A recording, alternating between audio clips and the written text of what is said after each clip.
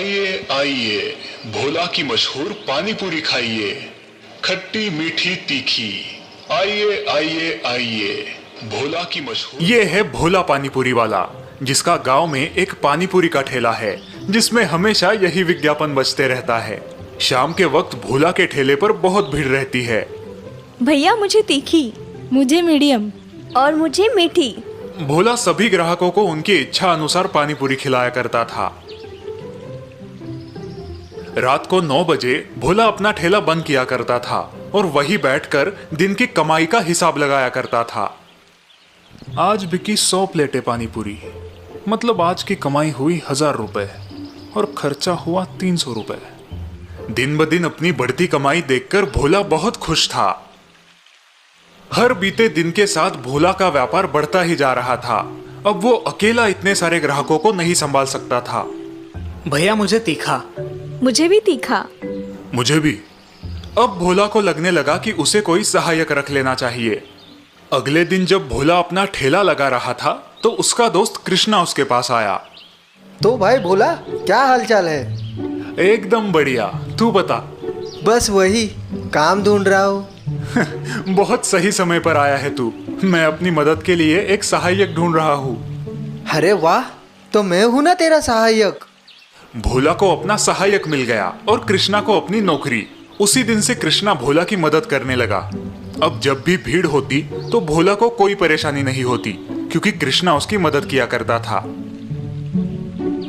वे दोनों सारा काम साथ में करने लगे और हमेशा की तरह आज भी ठेला बंद करने के बाद भोला हिसाब लगाने लगा। आज कुल 180 प्लेटें पानी पूरी बिकी, मतलब 1800 रुपए। खर्चा हुआ 400 रुपए, पूरे 1400 रुपए का मुनाफा। अच्छा है, ये लो भाई कृष्णा, तुम्हारे 300 रुपए। अगले कुछ दिनों तक कृष्णा ने भोला के साथ काम किया और भोला उसे उसकी मजदूरी दे दिया करता था। पर भोला का मुनाफा देखकर कृष्णा को जलन होने लगी। एक सुबह कृष्णा हिसाब करने बैठा। एक दिन के 300 रुपये। पिछले एक महीने में मैंने 9000 रुपये कमाए हैं। ये तो ठीक है, लेकिन भोला रोज का 1200 रुपया मुनाफा कमाता है। इस हिसाब से वो 36,000 रुपये कमाता है। बाप रे, ये तो बहुत ही ज्यादा है। कृष्णा सोचने लगा कि कैसे वो भी भोला की तरह ज्यादा पैसे कमाए। अगर मैं भी पानी पूरी का ठेला लगाऊं तो? और बस तब से कृष्णा भोला के पीछे लग गया। भाई, ये ठेला लगाने में तो बहुत ज्यादा पैसे लगे होंगे ना? तुमने इतने सारे पैसे कहाँ से लाए? ज्यादा नहीं, बस 3000 लगे थे और उसके लिए मैंने अपनी माँ के कंगन गिरवी रखे थे। भोला कृष्णा को अपना दोस्त समझकर सब कुछ बताता रहा। अगले दिन, भाई मैं सोच रहा हूँ अगर तुम मुझे सामान कहाँ मिलता है ये बता देते तो रोज मैं सामान ले आता, तुम्हारा भार कम हो जाता। हाँ क्यों नहीं कृष्णा। भोला को कृष्णा पर पूरा विश्वास था। भोला उसे अपने साथ बाजार ले गया और उसे सब दुकानें बताई जहां से वो सामान खरीदता था। कुछ दिन बाद, अब मुझे हर चीज पता है और मेरे पास पैसे भी है। यही सही समय है अपना ठेला डालने का। और अगले दिन भोला के बगल में एक और पानी पूरी की गाड़ी खुली। कृष्णा की मजेदार पानी पूरी, आइए चखिए, नए जमाने की नई पानी पूरी। कृष्णा का ठेला देखकर भोला दंग रह गया। तूने मेरे साथ धोखा किया? मैंने कोई धोखा नहीं किया, ये दुनिया का दस्तूर है। चेला कभी ना कभी गुरु पर भारी पड़ता ही है। मैं ही मूर्ख था जो तुझे अपना दोस्त समझ बैठा था। अब गांव में एक साथ 2-2 विज्ञापन सुनाई देने लगे। आइए आइए, भोला की मशहूर पानी पूरी खाइए, खट्टी मीठी तीखी। आइए आइए आइए, कृष्णा की मजेदार पानी पूरी, आइए चखिए, नए जमाने की नई पानी पूरी। और इस वजह से भोला के ग्राहक भी कम हो गए। उसके आधे ग्राहक कृष्णा के ठेले पर जाने लगे। मुझे तीखी चाहिए। इतनी बस या और तीखी? और बेचारा भोला ऐसी परिस्थिति में था कि वो कुछ नहीं कर सकता था, क्योंकि भोला ने खुद आस्तीन में सांप पाला था।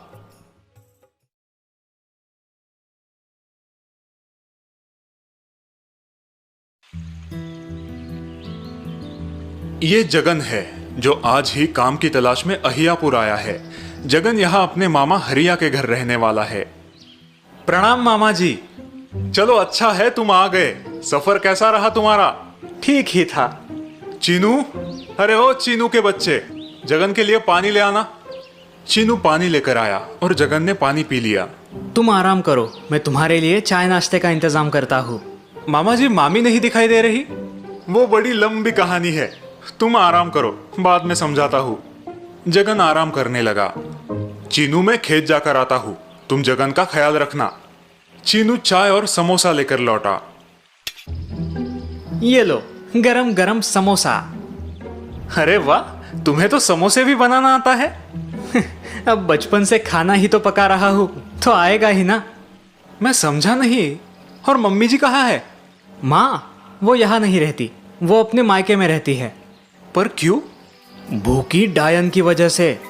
भूखी डायन? हाँ, इस गांव में एक भूखी डायन हर रात हर घर को खटखटाकर खाना मांगती है। ये अजीब है। अजीब नहीं, ये एक श्राप है। आज से सालों पहले इस गांव में ठाकुरों का राज था। ठाकुर के बड़े बड़े खेत थे, जहां गांव के सारे लोग काम किया करते थे। इन्हीं में से एक थी रानी। रानी एक विधवा थी। रानी खेतों में काम करके दिहाड़ी से अपना घर चलाती थी। पहले तो सब कुछ ठीक था, लेकिन फिर रानी को एक जानलेवा बीमारी हो गई। वो काम पर ना जा सकी। उसे बहुत भूख लगी थी, लेकिन उसका कोई नहीं था। उस रात रानी ने गांव का हर एक दरवाजा खटखटाया, लेकिन किसी ने दरवाजा नहीं खोला। वो घर लौटी और उसने पानी पिया, और कमजोर होने की वजह से वही बेहोश हो गई। अगली रात जब वापस रानी को होश आया, तो वो फिर से लोगों के दरवाजे खटखटाने लगी। कुछ तो खाने को दे दो, मैं 2 दिन से भूखी हूँ, कुछ तो खाने को दे दो। पर आज भी उसकी किसी ने मदद नहीं की। आखिर रानी ने दम तोड़ दिया और वो एक भूखी डायन बन गई और लोगों के दरवाजे खटखटाने लगी। मुझे भूख लगी है, मुझे खाना दो। जिसने भी दरवाजा खोला, वो उसकी आखिरी रात होती है। तुम जरा संभल के रहना। बाप रे बाप! उस रात जगन और चीनू साथ सोए। दरवाजा खोलो, दरवाजा खोलो, मुझे खाना चाहिए। चुपचाप सो जाओ। जगन पूरी रात सोने की कोशिश करता रहा, लेकिन उसे नींद नहीं आई। अगले दिन जगन ने एक थाली में खाना भरा और एक गिलास में पानी, और उसे दरवाजे के बाहर रख दिया। और फिर जगन और चीनू साथ सो गए। इस रात ना दरवाजे पर खटखट हुई, ना जगन की नींद टूटी। वो बड़े आराम से सोया। अगली सुबह जब उसने देखा, तो थाली पूरी तरीके से साफ थी। फिर कभी रानी डायन ने जगन के मामा का दरवाजा नहीं खटखटाया।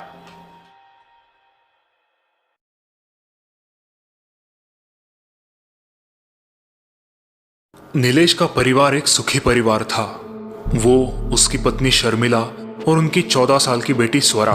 हाल ही में वो एक नए मकान में शिफ्ट हुए थे, जहां पर नीलेश ने कुछ नया फर्नीचर भी खरीद लिया था, जिसमें एक पुरानी सी तस्वीर भी थी। जी हाँ, ये वही तस्वीर है जिसने दादाजी की जान ली थी। नीलेश ने वो तस्वीर स्वरा के बेडरूम में लगाई थी। नीलेश खुद एक आर्टिस्ट था और उसे आर्ट की बड़ी अच्छी समझ थी, लेकिन न जाने क्यों शर्मिला को वो तस्वीर बिल्कुल पसंद नहीं थी। एक रात शर्मिला को स्वरा के बेडरूम से कुछ आवाजें आने लगी। जब शर्मिला स्वरा के कमरे में पहुंची, उसने देखा कि स्वरा उस तस्वीर की तरफ देखकर मुस्कुरा रही है। शर्मिला को यह बात बड़ी अजीब लगी। किससे बात कर रही हो स्वरा? नहीं तो, मैं कहाँ बात कर रही हूँ? शर्मिला स्वरा के कमरे में से बाहर आई। जैसे ही उसने कमरे के बाहर कदम रखा, अंदर से फिर से हंसने की आवाजें आने लगी। अगले दिन शर्मिला ने यह बात नीलेश को बताई, लेकिन नीलेश ने इस बात को हंसी मजाक में टाल दिया। दूसरे दिन शर्मिला ने देखा कि स्वरा अपने कमरे में बैठी कोई तस्वीर बना रही है। स्वरा दीवार पर टंगी उसी तस्वीर की नकल बना रही थी। शर्मिला को यह बात बड़ी अजीब लगी, लेकिन उसने भी इस बात को अनदेखा कर दिया। रात को जब शर्मिला अपने बेडरूम में सोने जा रही थी, उसे स्वरा के कमरे से फिर से किसी के बोलने की आवाज आने लगी। शर्मिला धीमे से स्वरा के कमरे में दाखिल हुई। उसने देखा कि स्वरा एकटक उस तस्वीर को घूरे जा रही है और अपने आप से ही कुछ बड़बड़ा रही है। पूर्णिमा, अगली पूर्णिमा मैं आ रही हूँ, मैं आ रही हूँ। स्वरा की आवाज बड़ी अजीब लग रही थी। शर्मिला घबरा गई। स्वरा, स्वरा, क्या हो गया है तुम्हें? ऐसे क्यों बात कर रही हो? लेकिन स्वरा ने कोई जवाब नहीं दिया। वो अब जोर जोर से आगे पीछे हिलने लगी। शर्मिला ने घबरा कर नीलेश को पुकारा। नीलेश ने जब स्वरा को इस हालत में देखा, वो भी घबरा गया। स्वरा, होश में आओ। स्वरा, होश में आओ। स्वरा के ओठों पर एक अजीब सी मुस्कान झलक रही थी और उसकी आंखें सफेद हो गई थी। मैं स्वरा नहीं हूँ। उसकी आवाज बड़ी भयानक थी। अचानक फिर से उसके चेहरे का नूर पलट गया। उसकी आंखें अब गोल गोल घूमने लगी। निकल जाओ यहाँ से, निकल जाओ। वो गुस्से से उन दोनों पर चिल्लाई। शर्मिला स्वरा की ये हालत देखकर रोने लगी। नीलेश ने फौरन डॉक्टर को बुला लिया। डॉक्टर अंकल जब स्वरा के कमरे में दाखिल हुए, वो भी इस नजारे को देखकर चौंक से गए। स्वरा ने अब अपनी आंखें उनकी तरफ रोकी। ए डॉक्टर, तू मेरा कुछ नहीं बिगाड़ पाएगा। तू उस बूढ़े को नहीं बचा पाया, अब इस बच्ची को कैसे बचाएगा? स्वरा के मुंह में से आने वाले ये शब्द सुनकर डॉक्टर अंकल सुन्न हो गए। जी हाँ, ये वही डॉक्टर थे जो दादाजी की तबीयत की जांच पड़ताल करने आए थे। क्यों, कुछ याद आया? अगली पूर्णिमा के दिन मैं इस बच्ची को ले जाऊंगी और तू बस देखता रहेगा। अचानक डॉक्टर को कुछ याद आया। उन्हें अब दादाजी का सूखा हुआ चेहरा दिखाई देने लगा। उन्हें याद आया कि दादाजी दीवार पर टंगी एक तस्वीर की तरफ देखकर कुछ कहना चाहते थे। डॉक्टर अंकल की नजर अब दीवार की तरफ गई और उनके पांव मानो जैसे जमीन में जम ही गए। यह तो वही तस्वीर है। वो पुटपुटाए। उन्हें दादाजी के शब्द याद आने लगे। पूर्णिमा, अगली पूर्णिमा। दादाजी की मौत पूर्णिमा के दिन ही हुई थी।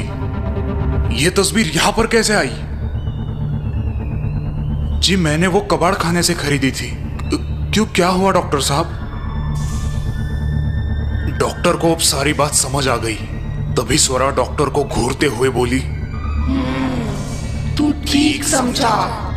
मैंने ही उस बूढ़े की जान ली थी और अब इस लड़की की बारी है।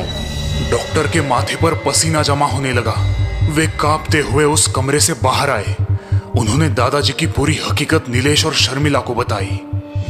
मुझे लगता है कि आपको उस तस्वीर को वहां से हटा देना चाहिए, या फिर बेहतर है कि आप उसे जला ही दे। लेकिन आपको यह काम पूर्णिमा के दिन ही करना होगा। इतना कहकर डॉक्टर अंकल वहां से निकल गए। आखिर पूर्णिमा की वो भयानक रात आ ही गई। नीलेश और शर्मिला दोनों ही स्वरा के कमरे में आए। स्वरा अपने बेड पर सो रही थी। नीलेश ने स्वरा के हाथ पैर रस्सी से बांध दिए और दीवार पर टंगी तस्वीर निकालने के लिए वो आगे बढ़ा। लेकिन तभी स्वरा ने अपनी आंखें खोली और वो पागलों की तरह झटपटाने लगी। मैं तुम्हें जिंदा नहीं छोड़ूंगी, मार डालूंगी, मार डालूंगी। वो जोरों से चिल्लाने लगी। कमरे का माहौल एकदम से बदल गया। भूकंप के झटके की तरह पूरा कमरा कांपने लगा। स्वरा का चेहरा पूरी तरह बदल चुका था। नीलेश ने वो तस्वीर निकालकर जमीन पर पटकी और अपनी जेब में से माचिस निकालकर वो उसे जलाने की कोशिश करने लगा। लेकिन डर के मारे नीलेश के हाथ कांप रहे थे। तुम ऐसा नहीं कर सकते, नहीं कर सकते। स्वरा जोरों से चिल्लाई। वो अपने आप पलंग से ऊपर उठकर हवा में तैरने लगी। जल्दी करो नीलेश, जल्दी करो, उस तस्वीर को जला दो। छोड़ो मुझे, मैं तुझे नहीं छोड़ूंगी। स्वरा, उन्हें छोड़ दो। मुझे मारना चाहते हो? छोड़ो उन्हें, मुझे। वो तुम्हारे पापा हैं। स्वरा नीलेश का गला दबाने लगी। ये क्या कर रही हो स्वरा? छोड़ दो उन्हें। शर्मिला चिल्ला रही थी। मैं स्वरा नहीं हूँ, मैं स्वरा नहीं हूँ। नीलेश की आंखों के सामने अब अंधेरा छाने लगा। उसे अपनी मौत नजर आने लगी। लेकिन तभी कमरे का दरवाजा खोलकर डॉक्टर अंकल वहां पर आ पहुंचे। उनके हाथों में पेट्रोल से भरी हुई एक बोतल थी। उन्होंने वो सारा पेट्रोल उस तस्वीर पर छिड़का और अपनी जेब में से लाइटर जलाकर उस तस्वीर पर फेंक दिया। तस्वीर के जलते ही उस बुरी आत्मा ने स्वरा के शरीर को छोड़ दिया और वो फिर से उस तस्वीर में घुस गई।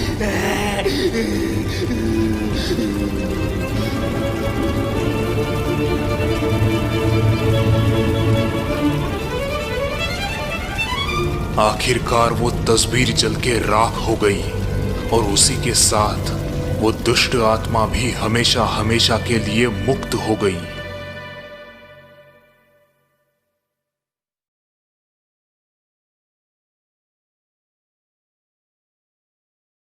चाचू ये कहाँ ले आए आप हमें? चाचू आपने तो कहा था कि आप हमें कोई अच्छी जगह ले जाने वाले हैं।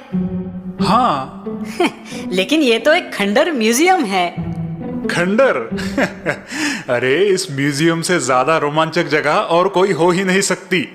ज्यादा से ज्यादा इस म्यूजियम में क्या होगा? कुछ पुतले, पेंटिंग और कुछ पुरानी चीजें होंगी, और क्या? इन्हीं पुरानी चीजों में एक बहुत ही खास चीज है। ये तो कोई पुरानी अंगूठी लगती है जिसमें बहुत बड़ा लाल हीरा लगा है।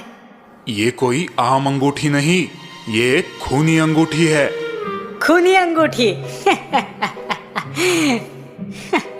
क्या चाचू, आपको अब भी लगता है कि हम बच्चे हैं?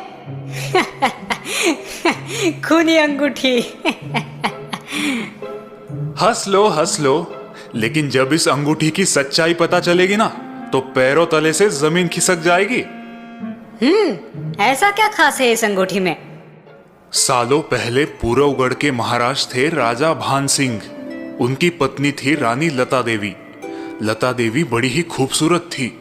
लोग कहते हैं कि वो उस वक्त की सबसे खूबसूरत औरत थी। राजा भान सिंह की 2 और रानियां थी, चंद्रमती और नंदिनी। पर राजा भान सिंह की प्रिय थी रानी लता देवी। राजा भान सिंह ने रानी लता देवी के लिए अलग महल बनवाया। वो उनकी सारी इच्छाएं पूरी करता था। महाराज, हमें आपसे कुछ चाहिए। बोलिए। हम चाहते हैं कि हमारे लिए एक ऐसा नायाब तोहफा लाए जो आज तक किसी ने नहीं देखा है। हम अवश्य लाएंगे। कहते हैं कि ये तोहफा लाने के लिए राजा भान सिंह अपने घोड़े पे सवार होकर भारत से अफगान गए। वहां उन्होंने एक सौदागर से एक नायाब अंगूठी खरीद ली। इस अंगूठी में एक बड़ा सा लाल हीरा था। महाराज भान सिंह ने वो अंगूठी रानी लता देवी को दी। वो खुशी से फूले ना समाई। लेकिन ये अंगूठी उनकी दोनों पत्नियां चंद्रमती और नंदिनी को भी चाहिए थी। चंद्रमती ने रानी लता देवी के खाने में जहर मिलाया। ये तुमने क्या किया चंद्रमती? और उसे मारकर वो अंगूठी छीन ली। लेकिन उस अंगूठी को हासिल करने के बाद चंद्रमती बदल गई। वो पागलों की तरह चिल्लाने लगी, आखिर मैंने ये अंगूठी पा ली। तभी राजा भान सिंह वहां पहुंचे। रानी लता देवी की लाश देखकर उन्हें गुस्सा आ गया।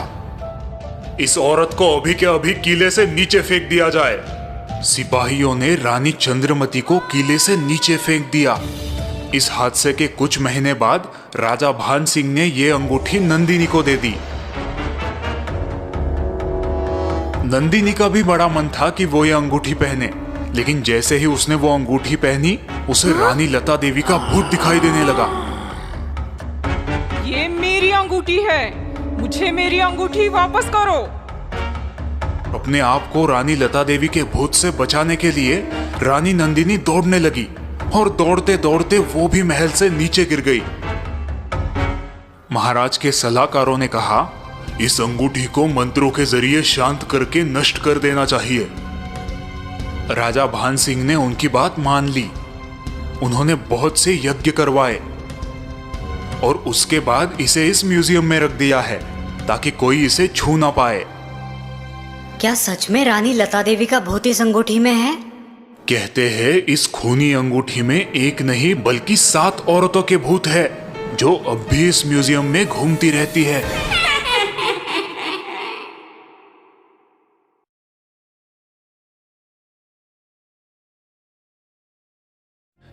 ये कहानी है एक कुएं की जो गांव के बीचों बीच था, लेकिन गांव वाले इसका पानी बिल्कुल नहीं पीते थे और अगर कोई गलती से पी लेता तो उसका अंजाम उसे भुगतना पड़ता।